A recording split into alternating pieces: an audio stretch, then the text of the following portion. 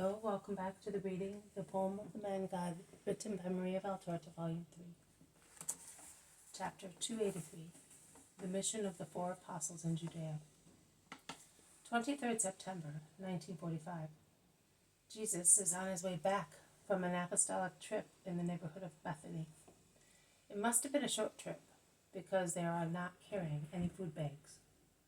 They are speaking to one another, saying, "The idea of Solomon the boatman was a good one, Master, wasn't it?" "Yes, it was." The Iscariot, of course, disagrees with the others. "I do not see much good in it. He gave us what is no longer of any use to him. As a disciple, there's no reason why he should be praised." "A house is always useful," says the zealot gravely. "Yes, if it were like yours. But what is his house? An unhealthy shanty." "It is all that Solomon has," retorts the zealot. "And as he grew old in it, without aches and pains, we shall be able to stay there now and again. What do you expect? All the houses to be like Lazarus, or Lazarus's," adds Peter. "I do not expect anything. I cannot see the necessity of that gift. Once you are there, you can be in Jericho just as well. There are only a few stadia between the two places. And what are a few stadia for the like of us, who are compelled to wander about all the time like persecuted people?" Jesus intervenes before the others lose all patience, as clear signs indicate is about to happen. Solomon, in proportion to his riches, has given more than anybody else, because he has given everything. He gave it out of love. He gave it to let us have a shelter in case we are caught in the rain or in a flood, in that not very hospitable area, and above all, in case the Judean ill will should become so strong as to advise us to stay on the other side of the river. And that is with regard to the gift, that a humble, coarse, but so faithful and willing disciple has been able to be so generous, which is clear evidence of his firm will to be a disciple of mine, for good, fills me with great joy. I can truly see that many disciples, with the few lessons which they have received from me, have excelled you who have received so many.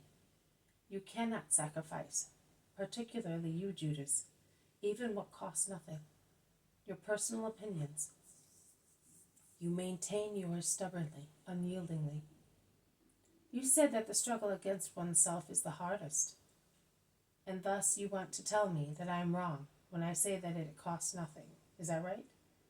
But you have understood perfectly well what I mean. According to men, and you really are a true and proper man, only what is marketable is valuable. One's ego cannot be sold for money, except when a man sells himself to someone hoping to make a profit. An illicit trade like the one stipulated by a soul with Satan, even worse, because it involves not only the soul, but also man's thoughts, or judgment, or freedom. You may call it as you like. There are some wretched people like that, but for the time being, let us forget about them. I praised Solomon because I see how good his deed is, and that is enough. There is silence. Then Jesus resumes speaking. "In a few days' time, Amastius will be able to walk without any trouble, and I will go back to Galilee. But you will not all come with me. Some will remain in Judea, and will come up later with the Judean disciples, so that we shall all be reunited for the feast of the dedication." "Such a long time? Oh dear, whose turn will it be?" the apostles ask one another. Jesus hears their whispering and replies, "It will be the turn of Judas of Simon, of Thomas, Bartholomew, and Philip. But I did not say that you will have to be in Judea until the feast of the dedication. On the contrary, I want you to gather the disciples and inform them to be there for the feast of the dedication. So you will now go and look for them, gather them together and tell them. In the meantime, you will watch over them and assist them, and later you will come up after me, bringing with you those you have found, and leaving instructions for others to come.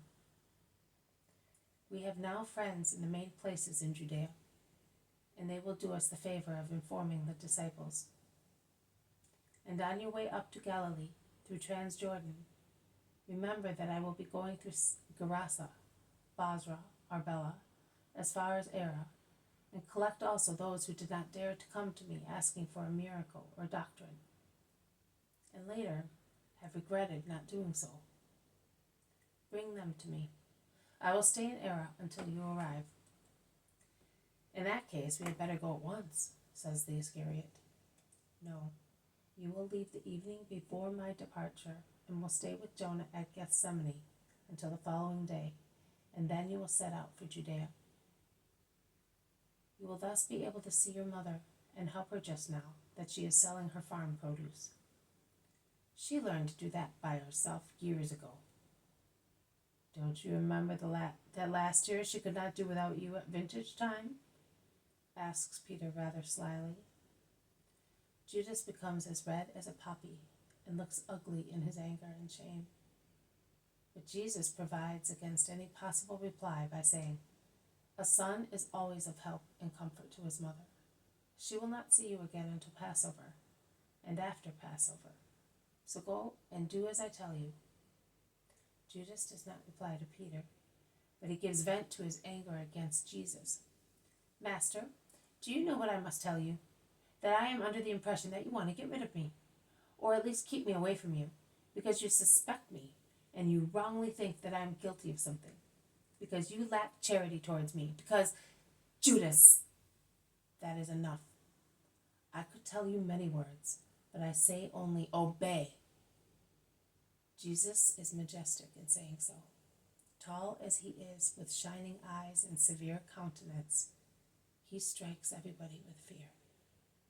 And Judas trembles. He goes behind all the apostles, while Jesus, all alone, walks ahead of them. The speechless apostolic group is thus between them. This has been a reading from the Poem of the Man God, written by Maria Valtorta, Volume 3, Chapter 283, The Mission of 4 Apostles in Judea. Thank you for listening. I will see you tomorrow. May God bless you, and may peace be with you.